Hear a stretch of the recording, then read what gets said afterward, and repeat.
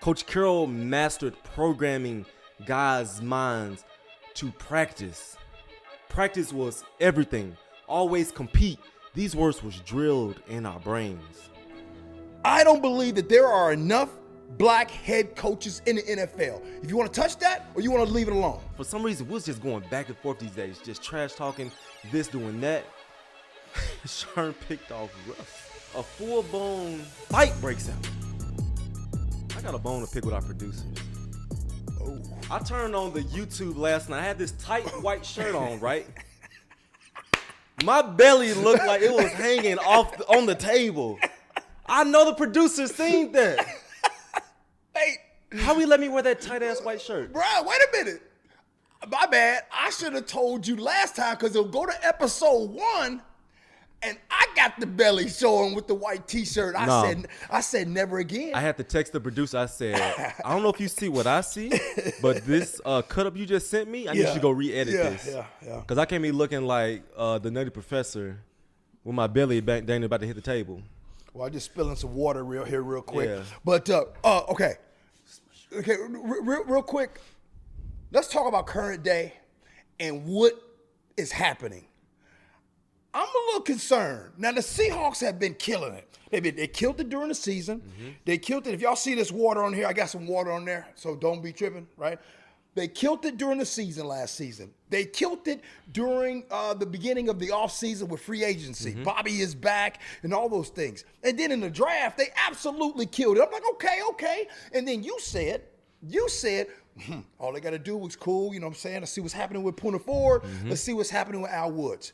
KJ, I'm nervous because Al Woods is going to be a New York Jet and Poona Ford is going to be a Buffalo Bill. What's going on?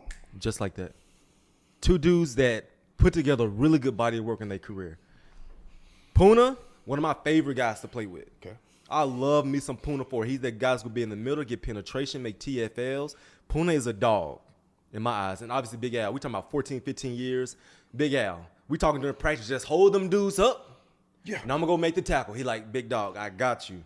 I could count on a Big Al to make it happen for me, and both these dudes is gone. And when I look at who we have, Jay Reed, love Jay Reed. Don't know much about the new dude, Jones. He paid. I don't know much about him. And behind him. But real quick, though, I want to pay homage to Jay Reed and what he does. And Jones, as just coming in from Denver, I don't believe that those two are doing exactly what we kind of want. Jay Reed is going to get upfield, right? Jones is going to get upfield. Mm-hmm. You need that guy that's going to stop this two gap, right? That's going to sit there and hold. You need that dude that's like, you are not climbing up to my linebacker. That's what I'm saying. You are not getting up to this second level. I'm going to hold this line of scrimmage, and I'm going to do my part. We don't have that right So what now. you think happened? What do you think happened? You told me you love playing with Big Al. Mm-hmm. You told me that Poona Ford, you said, G, before we came on camera, you said, G, Poona Ford is good.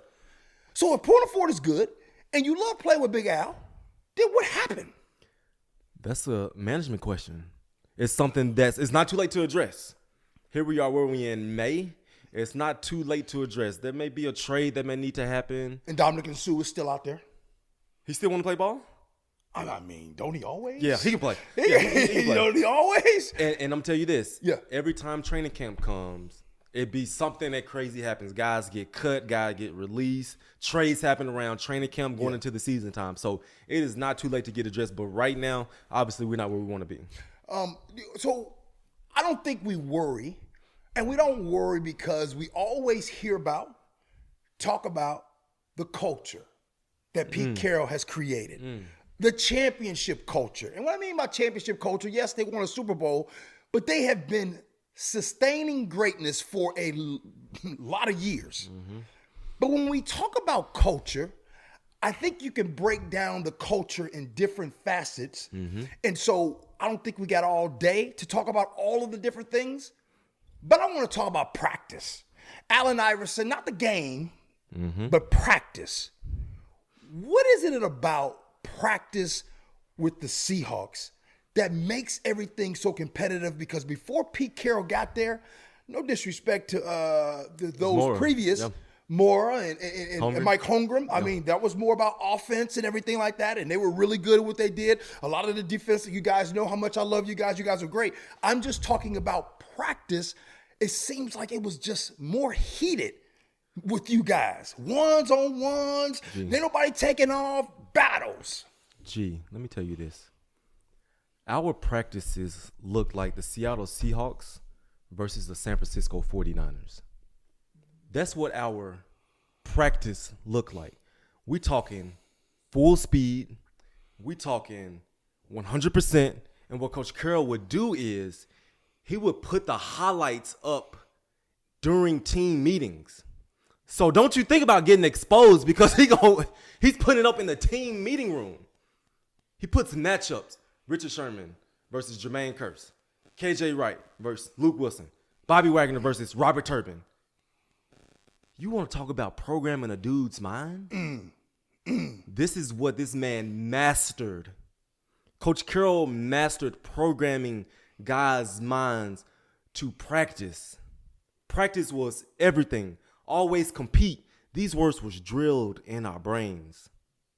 Practice is everything. Always compete. And when we stepped on the football field as young rookies, young dudes trying to make the team? Yes, coach. Absolutely, coach. What do you need from me, coach? That's what we did. I want some stories. I ain't want to gossip, and you ain't heard it from me, but I heard that Doug Baldwin and Jermaine Kearse used to eat up some of them DBs. Hold tight. I ain't want to gossip. You ain't heard from me. Sherm, if you listening. Cam, if you listening. I'm just saying. Maxwell, if you listening. I heard them receivers used to eat up them DBs. This was the all-time primetime matchup. Doug Baldwin versus Jeremy Lane. This was the matchup. And I love Jay Lane. This is my dog for life. But when Doug lined up against Jay Lane, he had some problems. No one could cover Doug one-on-one. Nobody. Not a single person on this planet can cover Doug Baldwin one-on-one. When he isolated against you in that slot, think about it, we in the slot. You can go outside, inside, run a vertical. It's hard to cover dudes in the slot. And when Jay Lane went against Doug Baldwin, that was a primetime matchup. Everybody was glued in. What they about to do? It was Doug majority of the time. Really? It was Doug majority of the time. And I love him. Like, you my dog. But Doug is a beast. Who was you covering in one-on-ones? We have to do pass rush and cover the tight ends. Oh, Zach Miller was eating you up. Zach Miller was eating you up. Okay, that's why Zach Miller got paid, because he used to tear them linebackers up in practice. The matchup I look forward to was, I'm going to entertain no Zach Miller. The matchup I wanted was Jimmy Graham. Jimmy Graham used to eat them linebackers up. Monday Night Football. Jimmy Graham came into town. Oh, let's talk about before Jimmy Graham. Jimmy Graham come into town. Oh, when he's with the Saints? We didn't have a bounty, but we had a full-blown understanding that Jimmy Graham does not have a good game this game. If number 80 goes off and he catches it in your vicinity, we got a problem. Jimmy's flexing his muscles, slam dunking the ball on the goalpost. We said, if we see this, we gonna have a problem. And when Jimmy came here, he did get a touchdown. and you remember when he scored, doing these muscles, we got to that sideline, so they said, hey, fellas, this better not ever happen again. And he had a quiet game that game. A really quiet game that game. Turn on the tape. Turn on the tape. That's one person that would not get off on us was a Jimmy Graham. So before we get off the practices, I want to go back to that because you told me that, shout out to Jay Lane. Love Jay Lane. That's my dog. Doug used to do his thing in practice. What's the most memorable practice during that time when y'all was balling that you can think of right now? I mean, like right now, if I was sitting here hanging out with you, I'm eating some sunflower seeds, I want to ask you about any practices that has happened in the past. What's the most memorable practice that you've ever been a part of? The most memorable practice was when Sherm picked off Russ. This is an OTAs. Okay. This in OTAs. Okay. And everybody for some reason we was just going back and forth these days, just trash talking, this doing that. Sherm picked off Russ. This man runs back to the offensive side and just threw the ball at their feet. No one in particular. Okay. It's like, dang. Here come the receivers. Hey, bro, what you think you doing? What? Okay. Sherman ain't backing down, obviously. I mean, what you think you doing? Yabba, yabba, yabba, yabba, da da da da da da da. Like, okay. I can't give you too much. I gotta respect the code. But a few plays later, I'm not gonna tell you between who. A full-blown fight breaks out. Stuff going left and right here. And I'm like, oh my. Gee, we supposed to be brothers. We supposed to love one another. Right. But what Coach Carroll did was he got us so hyped. He got us so dialed in. He got us like, guys, you got to practice now so it's easy on game day. And we bought all the way in. We bought all the way in. To practice is everything. So those fights, if you will, in practice, those hard practices, when you guys got to the game, no disrespect. I mean, you guys were 13-3. You saw what you did to the Denver Broncos. By the way, Denver, ain't y'all mad at what Seattle is continuing to do to y'all? Oh, my goodness. What we do to them? Hockey. Everything. Y'all know what we doing. Avalanche, bless your heart. I hope y'all good. Who won the trade so far? Who won the trade? You want to go? Who's going to win the trade? What trade? You talking about the trade from last year? We've already won the trade. We got. He can't. If he brings him a Lombardi Trophy, then obviously. Yeah. Okay. So let me. So almost like the games was walked through, huh? It was easy, G. Was it? G, the games were easy. We stepped on the field. We were just so connected. We were so dialed into what this offense was going to do. There's nothing on offense that y'all are going to do that we're not prepared for. And we going to play so fast. We going to hit you. It's the same defense. We ran the same plays. This is signal right here. That's our signal. What's that? Phoenix, Boston. Both of them cover 3. One's in base, one in nickel. Okay. The same plays, and there ain't nothing you can do about it. Because what we're going to do is we're going to adjust our cover 3 to whatever concepts you run. You want to try to flood the zone. You want to try to go forwards. You want to try to run. We practice everything. So there's nothing that you can do that we're not prepared for. There's nothing you can do that we cannot fix. Sherman would tell me during the game, KJ, don't even look to my side. If I'm covering a scrub receiver, go do something else. I'm like, so you saying I don't got to buzz to the flat? He's like, Ken, go do something else. I'm like, okay. Easy. I'll go spot a quarterback. I don't got to buzz. Right. We could do stuff like that during the game because I know Sherman locked down his side. Hey, KJ, if they do this, I'm going to do that. Right. Cool. We just had that connection where we just talked to each other. We loved each other so much. And we just so dialed in to being great.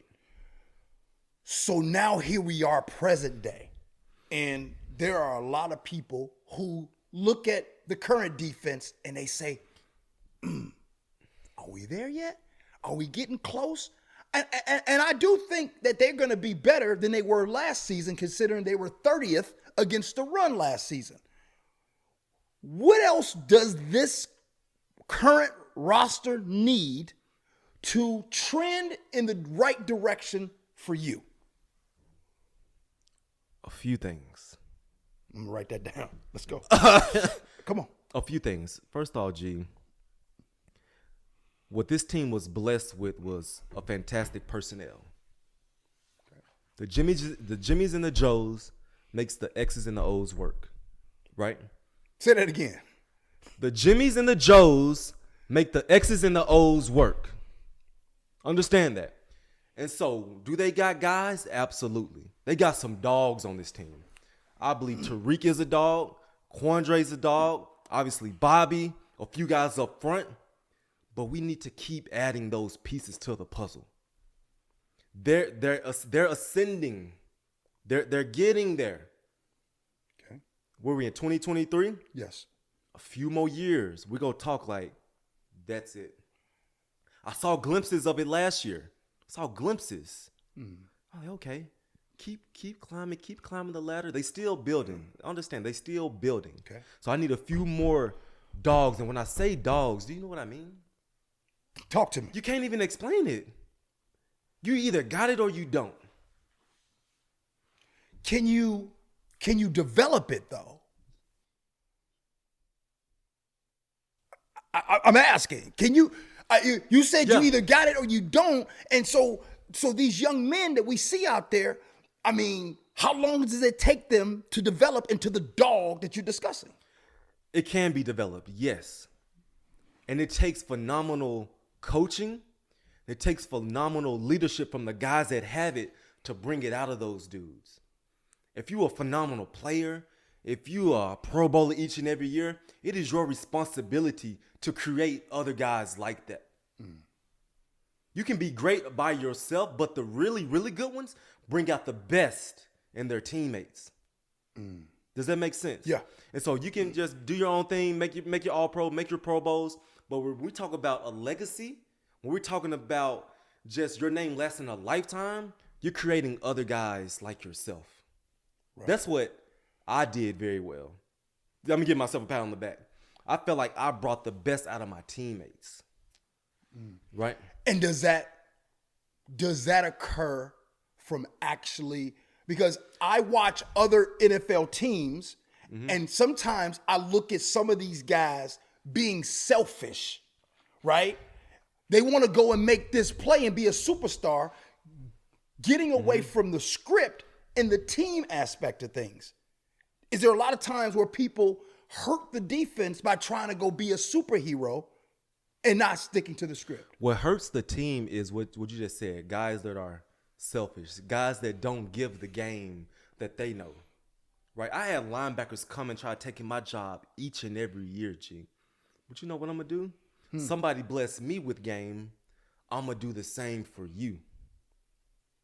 I got put on game as a young rookie coming in. Hey, young fella, do this with your body. Watch this type of film. Do that. 11-year career. It is my responsibility. Hey, young fella, I see this in you. You coming in at 750, mean start at 8. How much are you taking care of your body? What are you doing? I got to give back to the game. That's a real legacy. We talk about Brandon Meebang, who doesn't get the credit he deserves. This man is a legend in my eyes because of how he invested into me. You ask my young pups coming underneath me, I hope they will say, this man is a true OG because how he invested into me. Keep all this stuff to yourself if you want to. The real ones give back to the young pups. I'm glad you bring up Brandon Meebang because when the defense that you guys had, which was incredible, is talked about, I always feel like Meebang's name does not come up enough. But what's interesting is I feel that ever since Meebang has been gone, in my heart, I don't feel like he's ever been replaced. Mm-hmm. And you ask any dude that played on that defense, where did it all start? They said it started with number 92. That's the first thing David Hawthorne told me when I came on the scene. Heater! Because Meebang was holding out my rookie year. He's like, hey, man, I know we looking okay now, but wait till Meebang come back. I'm like, I don't know, who is Meebang? He's like, wait till Meebang come back. And I watched that dude from all the years control the line of scrimmage. Tell me what play was coming. Tell me how to take care of myself. Tell me what type of messages to receive and not receive. And he did it in a real smooth OG way. That's legacy right there. That's importance right there. And not a single Pro Bowl, not a single All-Pro, not a single top 100. But without him, we're not talking about a Super Bowl for this football team. Legacy comes up a lot. And you just brought up legacy. I know that guys, as they start to get older later on in their careers, they are a little concerned about legacy. What will it be like? What will be the lasting impression? You know, the crazy thing is The NFL comes down to this. What was your last play?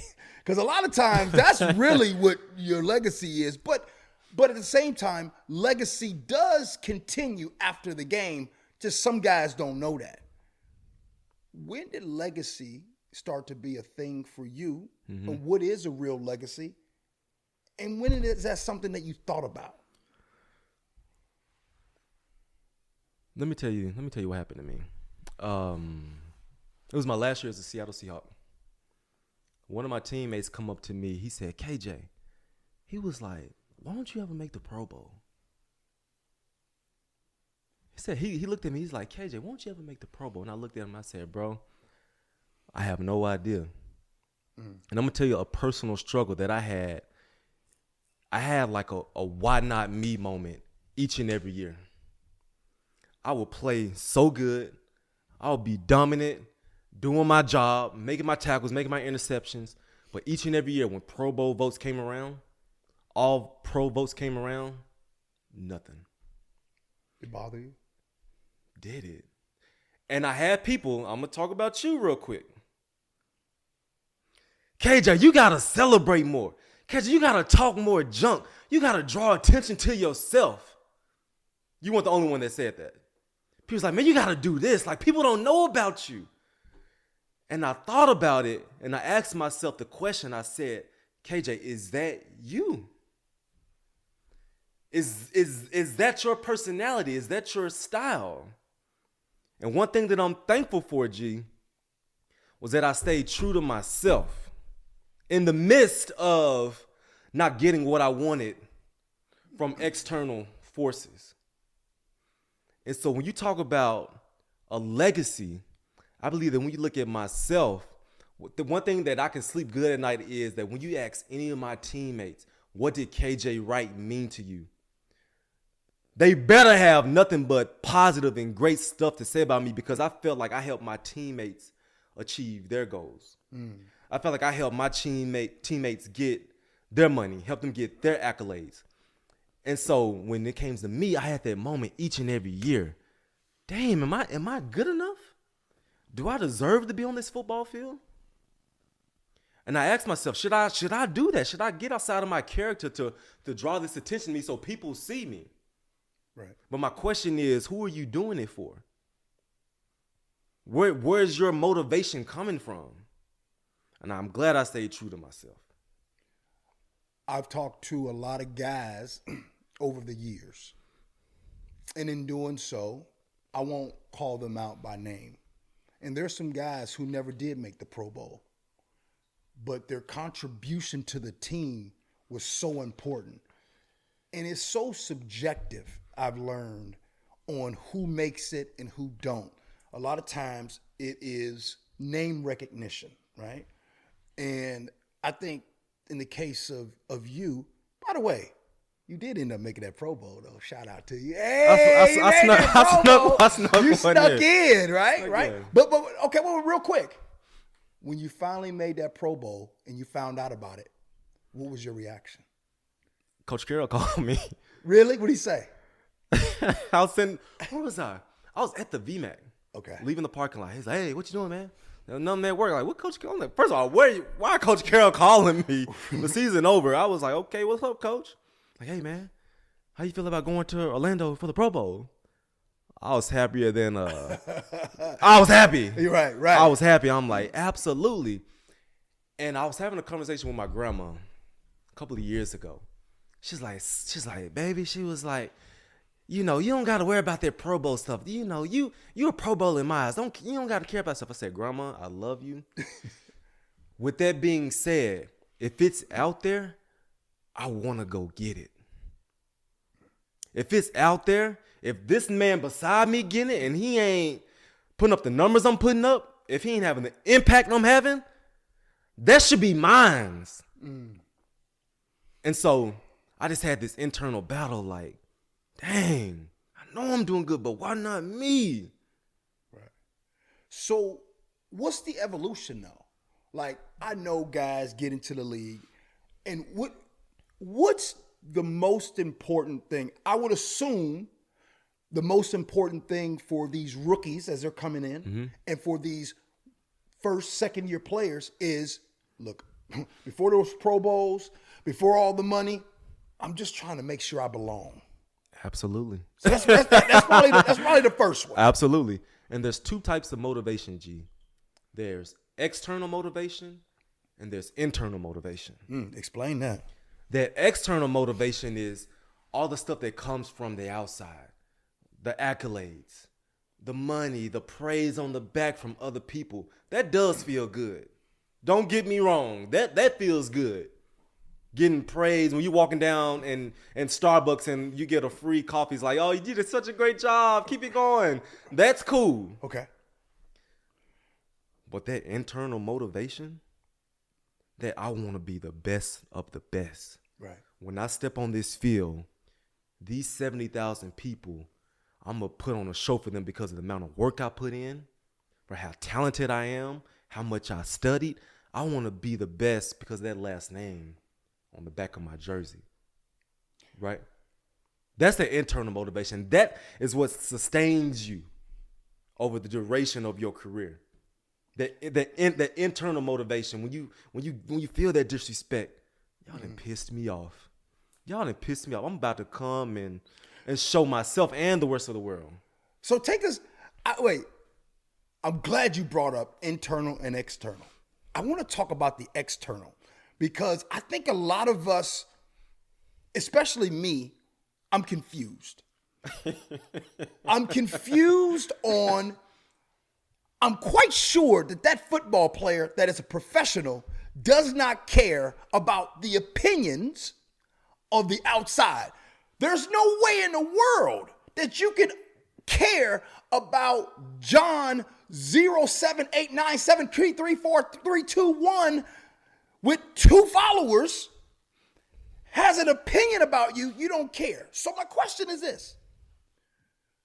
Do you guys care what people say about you on social media or what sports folks say about you on shows?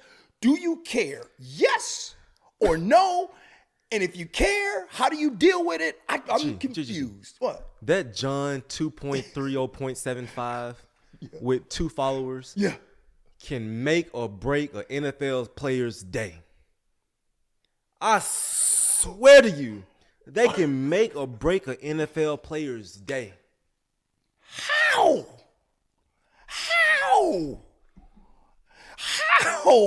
Like, I mean, you don't even know how. Life is good. And somebody said, hey, KJ, you suck. I can't explain it. It's like the power of social media is real to some people. When I look at my phone, you got access to me. You got access to my spirit.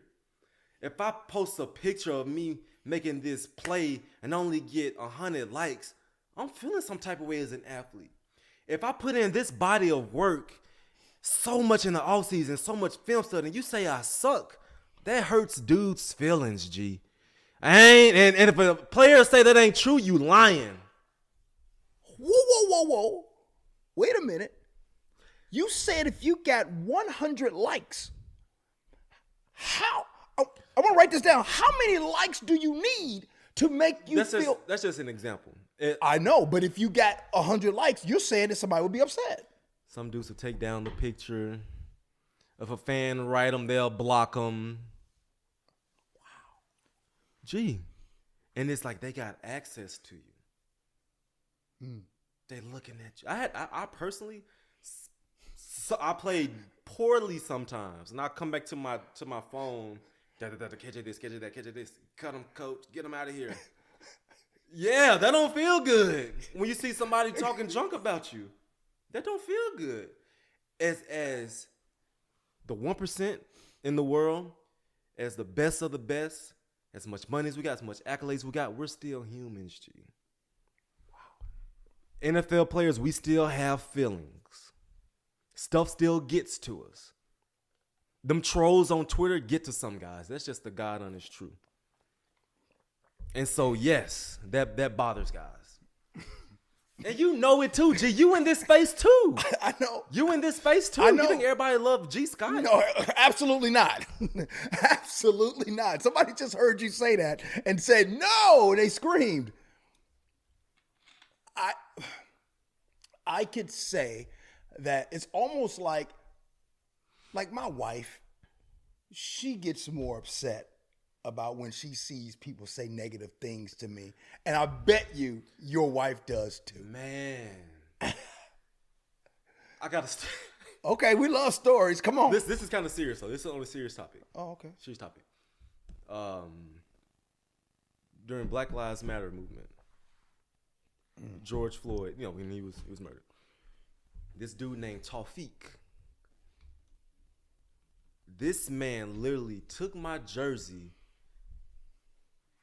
I don't know if he burnt it or threw it away, but he was calling me. I said, KJ Wright, where you at? Why are you so quiet, KJ? You got all your money, got all your accolades. We need your voice right now, KJ. Really? This man took my jersey. He burnt it, threw it in the trash, did all kind of crazy stuff. My wife saw it. I wasn't tripping. I'm like, who is this clown? My wife saw it, and she just got livid. She started reporting them on Instagram, telling my friends. I'm like, babe, what are you doing? You bringing more light to this than it needs to happen. So yes, when it comes to the whys and when it comes to the scrutiny, the families definitely take it harder than the actual player does. I'm glad you just brought something up. I be getting mad at y'all. Oh. Yeah. Oh. I be getting mad at some of y'all athletes. Oh, let me talk to me. I get mad because I feel in my heart that some of the things that's going on in society, they do need y'all voices. And I go back to Kareem Abdul-Jabbar, Jim Brown, Muhammad Ali, athletes of yesterday that put it all on the line. And because of what they did and because of their voices, here we are today. And sometimes in my heart, bruh, I be like, man, I know all this going on, and some of y'all silent. And then I'm thinking, so are you silent because you don't want to mess up your money? Are you silent because you don't want to mess up your brand?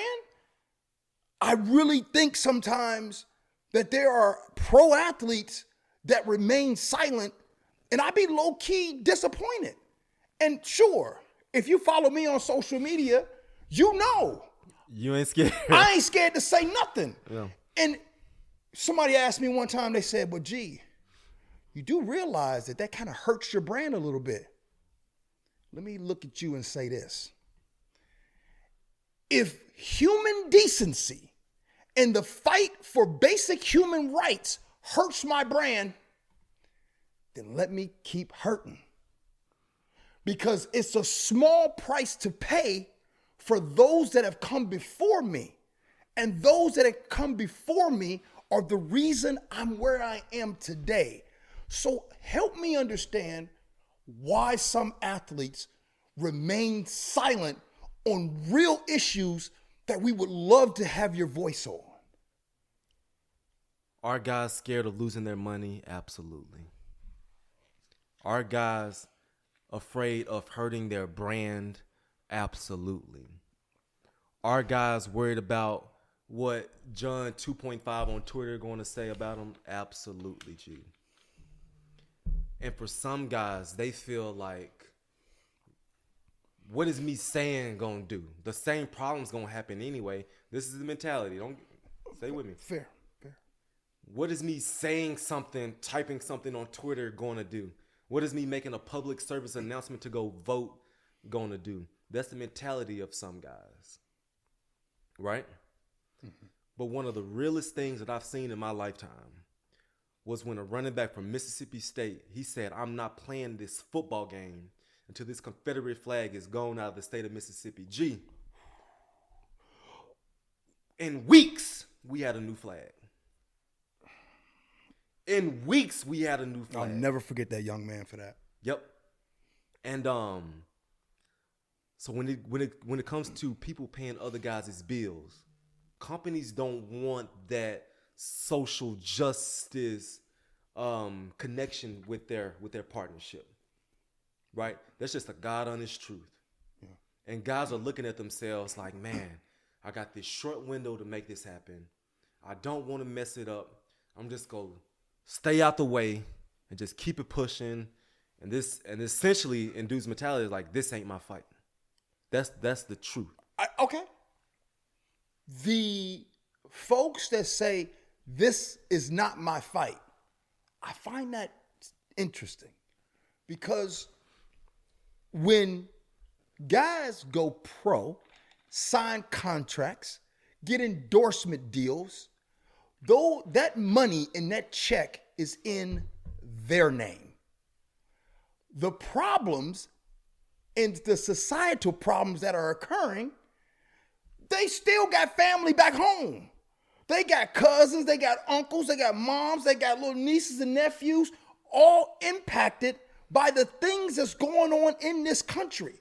So yes, maybe these things don't impact someone who is now making enough finances to be in the 1%. But your family, your loved ones, your friends, and all of them are still there. And that's why sometimes I just be wondering, like, yo, well, what about them? And by the way, this is not a blanket statement. This is not towards all athletes. But I'm just getting what's on my heart out here right now to say, these are the things I low-key get upset about. I mean, I remember George Floyd when that occurred. You know who was one of the first quarterbacks to speak out on that? Joe Burrow. Now, thank you, Joe. But why is Joe one of the first quarterbacks to talk about that? And I just really was sat there like, yo. And you go back in the day, I remember when Rodney King happened. I'm dating myself. Yeah, I'm a little older. But man, the Bulls and Magic Johnson and Lakers, they played that night. So we went on a lull and a pause where a lot of things weren't said. And I think things started back up again because it took the man with the afro, number 7, down with the Niners to finally do something. And by the way, he wasn't the only one that was sitting for the anthem during that time, but he was the only one that folks paid attention to. I'm not trying to go back. This is a tough topic for me, man. Gee, listen. Joe Burrow could do that. Listen, G. Joe Burrow could spearhead that. And the other guys could tiptoe into this. Like, let me make sure the coast is clear. Let me make sure the media momentum. Let me make sure I got guys that I could do this with, G. But when y'all are done with the game and the NFL door has closed, isn't it then that you come back out of it and nobody's really screaming your name and you get that feeling of, oh, it's almost like Superman 2. Shout out to the Superman fans. It's like in Superman 2 when Clark Kent, when he lost all his powers and he had to go get it back. And it was like he was human again. And when he fought, he got hit and he bled. And it's like, do you athletes, when you guys are done playing the game, when you come away from it, do you start to see some of the societal problems even more because you are away from that everyday grind of winning championships and appearances and speaking and all that stuff? Because when you're playing, you live in a bubble. Okay. Got my house, got this, got that. I'm in a bubble. And yes, you're aware of it, but not aware enough to really go and make something happen. That's just the truth. And my question to you is, when you look at our athletes now, who are the leaders when it comes to that? Who's spearheading that message, that movement that we have improved, but we got a lot further to go? I think today I am happier with a lot of athletes that are using their platforms to speak on this. I see young men and women in high school, whether it's on TikTok, Instagram, and when I see those things, man, I don't know. That's why I get a little sentimental because I'm getting older, and I see that, and I'm like, yes, that's what we want to see right there. This young generation, and to the young men in the NFL right now, I see them using their voices. They're getting more platforms to do this. You know, you got the Pivot. You got I Am Athlete. You got these brothers that's getting on there talking that talk right now. Shout out to Ryan Clark and what he does. Love the way he gets down with that. Even shout out to Stephen A. Smith, who does something every single day, and he uses his chance to speak. Jamel Hill and what she does. So again, I think it has gotten better, but sometimes I ain't gonna lie, when I sit back and I see some that don't be saying nothing, I be like, Where you at? Where you at? Where you at? And understand this, G. Everyone don't have the same passion that G Scott has. Fair. Everyone don't have that same, I want to go make something. Everyone don't got that. And when Buddy called me out, do you remember this? This is when we did I sat right there. This is when we did our talk on when cops pull you over. This happened the day before. Really? Yeah, and it was already do it, but then I found this man. I was like, on Instagram, I'm like, what the hell is this? Right. And so, and when it comes to, just normal people, they look at athletes like, man, you got to be the voice for the voiceless. You got to be the one to carry this message because people won't listen to us. If you say something, change will get made. And as athletes, we do have that influence. I could call the governor, the mayor. Hey, let's sit down and have a talk. Let's sit down and have some lunch. We do have that power and influence. Just a matter of what are we going to do with it? You don't have to answer this because I do truly believe in my heart that one day you will be a GM of a team, a president of an NFL team. I know that. So I'm going to ask this, and if you want to say, nah, I defer, then say it. The amount of NFL head coaches in the NFL right now, do you think that there is enough representation of black head coaches currently in the NFL? Why? What can be done? Will it get better? Answer all of that. Where are we at right now? Because we're talking about the NFL and we're talking about what I believe needs to be done. I don't believe that there are enough black head coaches in the NFL. If you want to touch that or you want to leave it alone. Let's name the black head coaches. Black head coaches. We got Todd Bowles, Mike Tomlin, DeMeco Ryan, and Mike McDaniel. Those are the 4 NFL black head coaches. Out of 32. 75%, according to the NFLPA new report, 75% of the NFL players are black. 4 NFL head coaches are black. Is that enough? And if we don't want to touch this topic, we can move. So my question before I answer that question. Sure. Who is responsible for hiring these coaches? Owners. Owners and who else? Owners and GMs. Owners, GMs, presidents. Top. Yep. Top. Yep. Now, you may get upset at me from what I'm saying, but I'm going to say it anyway. Come on. Hey, let me get one more sip. This may be a cop-out. This may be, KJ, you tripping. But when it comes to those people hiring who they want to hire, bear with me, G. Mm-hmm. I want someone that can lead my football team. Absolutely. I want someone that I can connect with. Okay. Someone that talks my lingo. Okay. Someone that sees things the way that I see it. Okay. When I hire a coach to run my $1 billion franchise, This is what I want it to look like. And I don't think that owners should feel pressed to hire a black coach. I don't.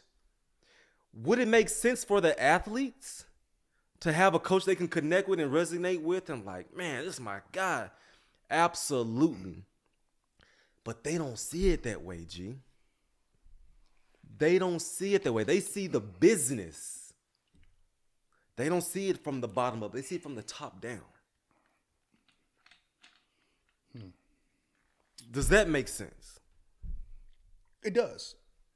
It does make sense that oftentimes folks hire who they are familiar with.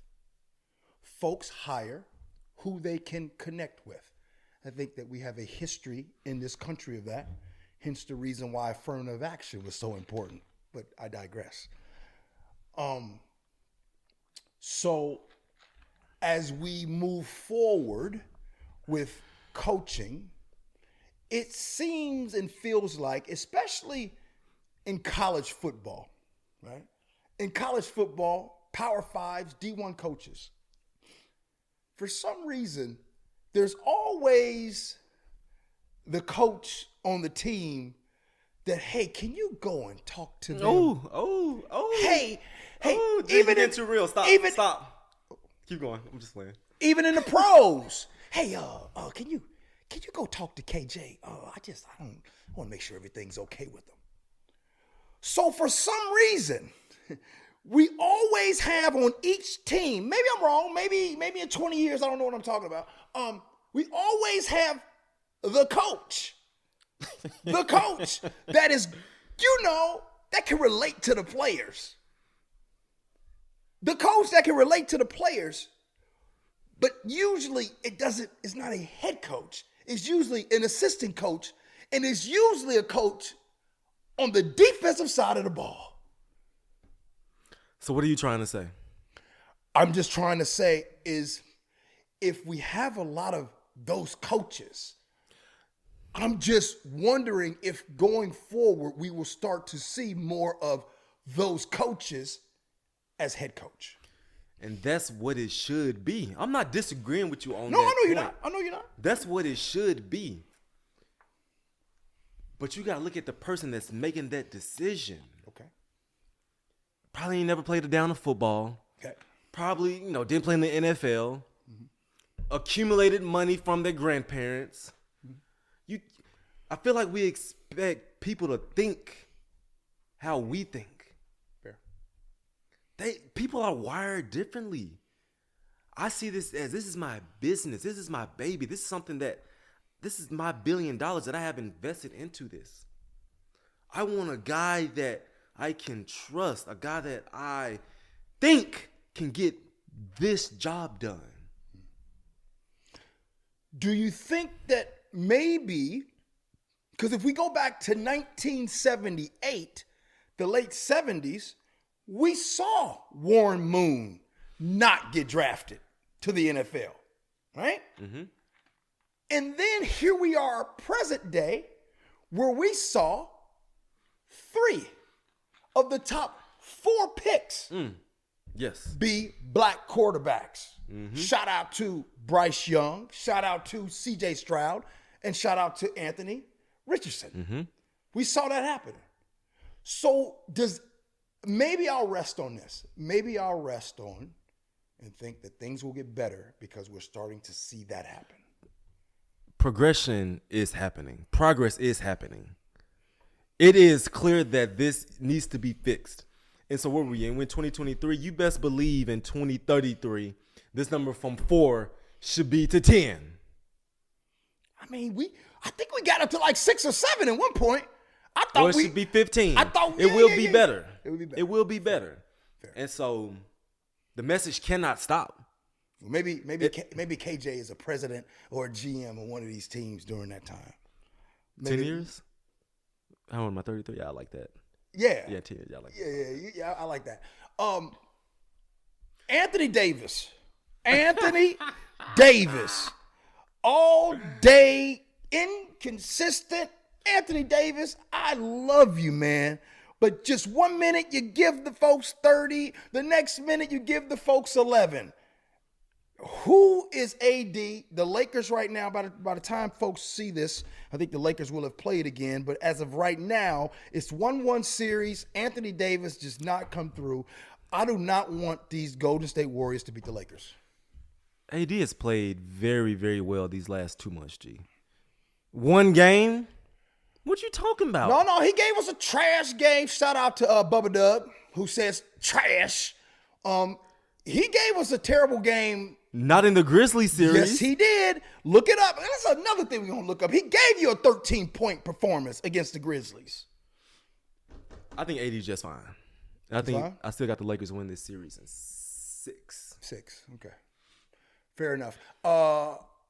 Before we move, Denver Nuggets, I think they're the toughest team in left. Snooze. Next. Rookie mini camp. Rookie mini camp. We about to go see that. We're going to get to see the rookies. I'm looking forward to it. I'm looking forward to the crafty pass catcher. I'm looking forward to Spoon, Devon Witherspoon. I'm just looking for, and in all actuality, I think the Seahawks have some great rookies. And also I found out they got like 40-something either rookies or free agents. They got dudes coming in. And dudes coming in to try to make a name for themselves. Dudes coming in trying to make the team. I didn't get drafted. I barely got my phone called on draft day. Dudes coming in trying to earn a job. And OTA is just like 80-ish dudes on the team. Right. So there's a few slots left to come in and make the squad. And so my best advice, come in and learn the playbook. Make a play. You got to make splash plays. Don't try too hard, but you got to make a splash play. Like, oh, this guy, let's just keep him around for a little bit. Let's keep him around. That's a lot of pressure, though. You to look at the camera, and some young men are going to see this, and you said you got to make a play. For some guys, you got to make a play or thank you, we'll call you. Yeah, we'll call you in a couple of months, see where we're at. You don't want that to happen to you. You want to be like, hey, just stay here. We about to do phase 2 of OTA. Just stay around. You just want to stick around if you're one of those bubble guys. So you better hydrate. You better drink your water. You better take care of your body. Like some salt pills. know that playbook. Gee, before we go, the season started today. You could pick your offense. It's 11 personnel. You got your running back, quarterback, tight end, 3 receivers. Who's your starting offense today? All right, here we go. Quarterback, Jalen Hurts. Running back, Breece Hall, Jets. You want to cut that out and say it again? Did I say his name wrong? No, Breece Hall is his name. Is that your guy? I mean, I don't understand. You know what? Hold on. We ain't cutting this out. You know what I'm tired of? I'm tired. I'm sick and tired of me coming up with some picks and me coming up with some opinions, and then KJ flexes his 11 years of playing in the league. You know what? Maybe I ain't played in the league. Maybe I ain't played on the greatest defense of all time. That's fair enough. But I said what I said. And the reason why I'm picking Breece Hall is because I think he's a great runner. But go look it up. The dude is a pass catcher. He is a threat. And there's nothing like a linebacker like KJ going to cover that wheel route. And when that wheel route happens, it is a problem. And speaking of my guy, Jalen Hurts, you know what's another problem for the linebacker? That's fine. He's fine. You know, yeah, okay. I ain't gonna try you on that one. Yeah, okay. Yeah, I'm getting these linebackers tired. So Breece Hall, I said what I said. And my 3 wide receivers, I'm going to take the entire wide receiver core, the 3 young men from the Seahawks, and I'm going to go Tyler Lockett, who is the best captain in the game. I'm going to go DK Metcalf, who's a physical specimen, and I'm going to go to the young bruh, Jackson Smith and Jigba, them 3 right there. That offense is going to do it. I know you probably don't like my tight end, the George Kittles, but George Kittles is meat and potatoes to probably your Travis Kelce salmon. My starting offense, we got the greatest of this generation, Patrick Mahomes. At running back, we got Mr. Do-It-All. In between the tackles, outside the tackles, can run, can catch. Austin Eckler. And my tight end, no one can cover this man. Fair. No one can cover. Thank you. Travis Kelce. At my Z, give me Justin Jefferson. As my X, give me Jamar Chase. And in my slot, Give me Devontae Adams. Dogs. Yeah. Dogs that will pout if they don't get the ball. Good luck if they don't get the ball. And will they block as well if they don't get the ball? And if they don't get the ball, the man that's gonna get the ball is gonna score. So I ain't tripping. One thing about Tyler, if Tyler don't get the ball, he's okay. And matter of fact, if Tyler don't get the ball, you know what he's thinking about? He's thinking about the houses. You know, that real estate deal that he got where he partners with the Seattle Seahawks. Who does that? Tyler.